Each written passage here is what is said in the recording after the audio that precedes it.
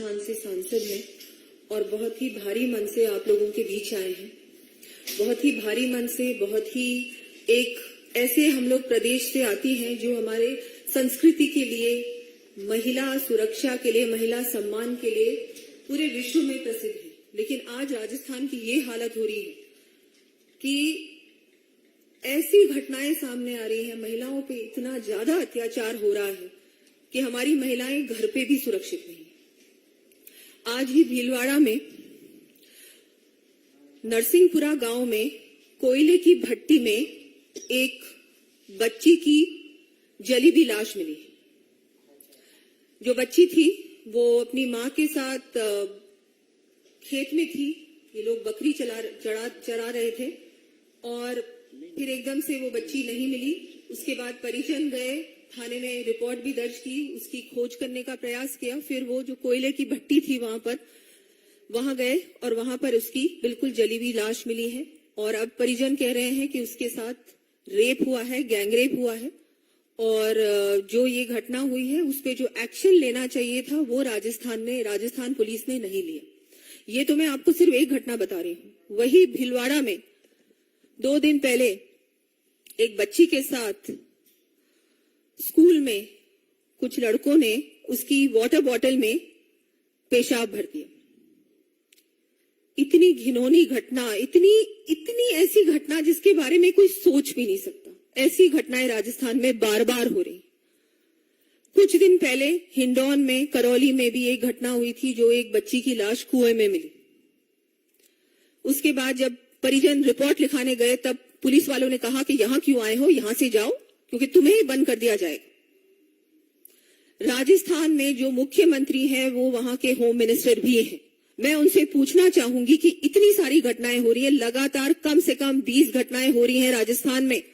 महिलाओं पे इतना दुष्कर्म बढ़ा है, इतना रेप की घटनाएं। आज राजस्थान पूरे देश का रेप कैपिटल बन गया है। ये एनसीआरबी की आंकड़े कह रहे हैं, हम लोग नहीं कह रहे। क्या इन्होंने आपका क्या बिगाड़ा, इन महिलाओं ने, ये नाबालिग बच्चियों ने, जो लगातार इस तरह की घटनाएं राजस्थान में हो रही हैं। 28 की बात करें, 28 जुलाई की, तो एक दिन में कम से कम 21 घटनाएं रिपोर्टेड घटनाएं थी। इसका जवाब कौन देगा? इनको इंसाफ कौन दिलाएगा? इनकी पार्टी की मुखिया प्रियंका गांधी राजस्थान आती हैं सैर करने, घूमने, रणथंभौर, लेकिन क्या वो किसी भी परिवारजन को मिलने गई हैं? क्या किसी भी पीड़िता के परिवार को उन्होंने दिलासा दिलाया है? क्या नहीं दिलाया।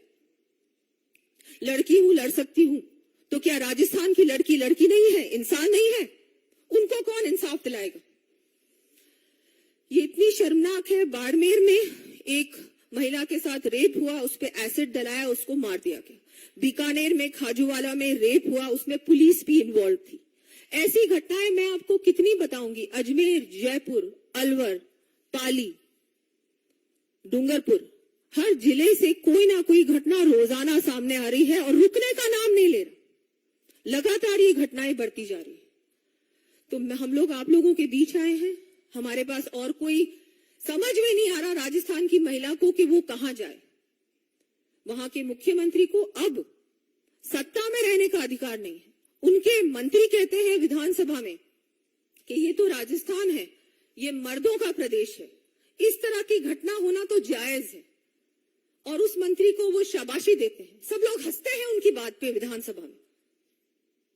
और दूसरी ओर एक और मंत्री जिनको उन्होंने निकाल दिया, वो कहते हैं कि मणिपुर की बात तो चलो ठीक है, लेकिन हमको हमारे गिरबान में झांकना चाहिए। उनको वो बर्खास्त कर देते हैं। राजस्थान में वो कर क्या रहे हैं? सिर्फ अपनी कुर्सी बचा रहे हैं और कुछ नहीं कर रहे। आज बहुत ही इतनी ज्यादा शर्मसार घटनाएं हो रही हैं, दिल दहलाने वाली घटनाएं हो रही।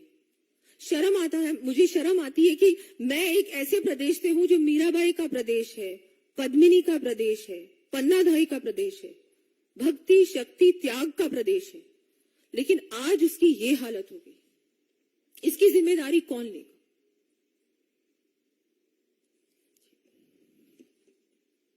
रंजीता जी से आग्रह है कि आप सबको संबोधित करें।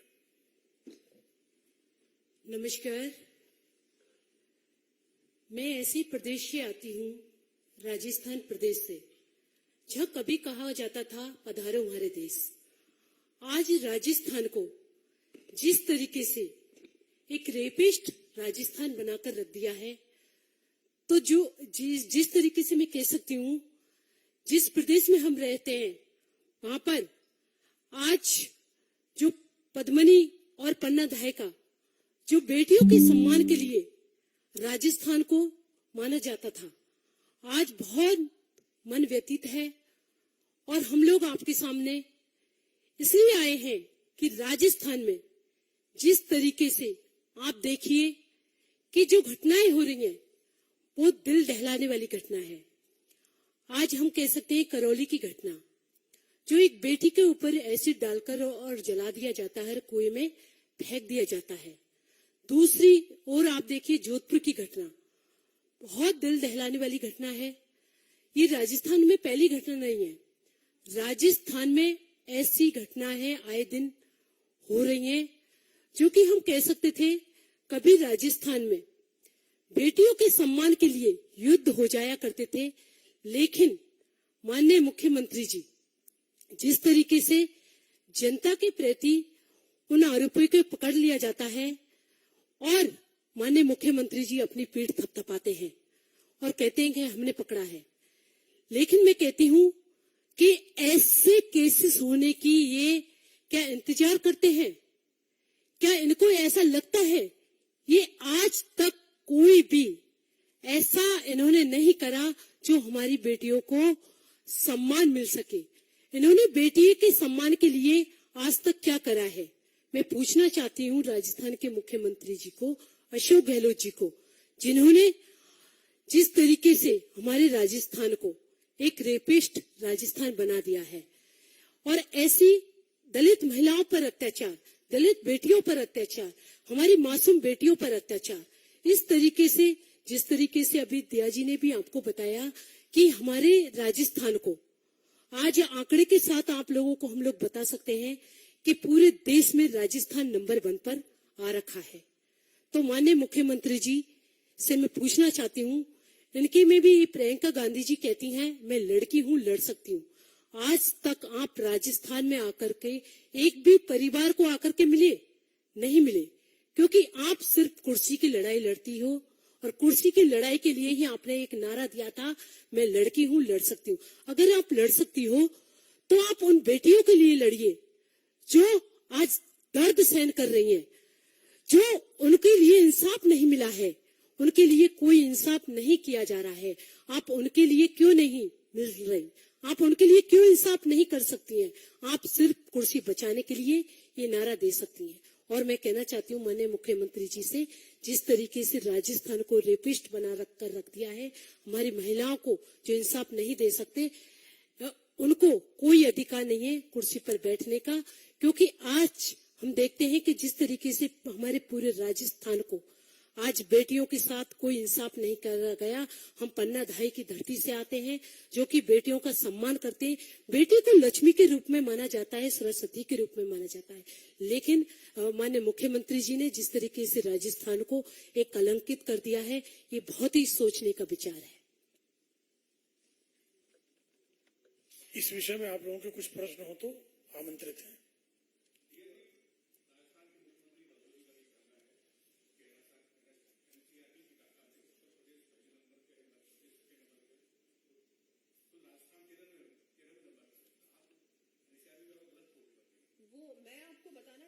उनके डेटा पता नहीं कहां से वो लेके आते हैं।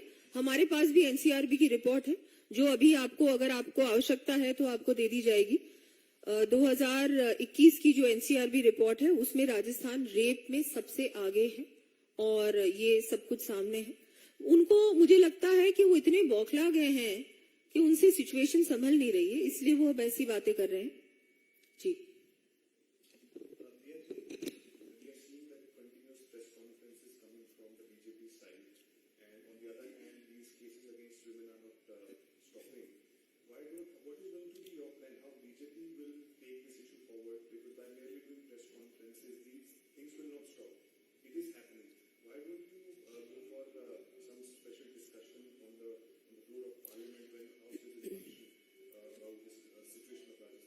Yes, see, we can bring it up in Parliament.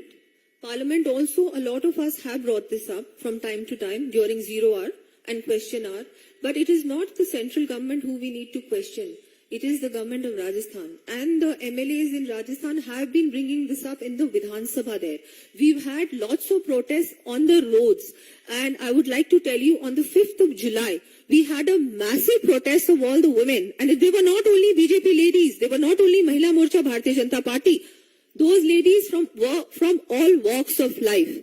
We had people who were Padma Shris, national awardees, sportswomen, and others as well, who joined us for this protest, because every woman feels so unsafe in our state today. It is so unfortunate. Anybody, even I think by the way, the Congress MLA herself said, I am not safe. What will I talk about other women? You would know that even our Honorable MP Ranjita ji had been attacked thrice, and now she has special security because of that. Nobody is safe in Rajasthan today. It is so sad. See, Rajasthan is a state where a lot of tourists come. It is a state where everyone, the way they see Rajasthan, they see it like, it's one of the best states, safest states, safe for women. In every way, Rajasthan has such a good image internationally. But unfortunately, the Gehlot government has ruined that. They have made it into महिला अत्याचार के लिए, महिला बलात्कार के लिए, महिलाओं की असुरक्षा के लिए राजस्थान नंबर 1 है. महिला घर से बाहर नहीं जा सकती. ये हालत है आज. It is so sad.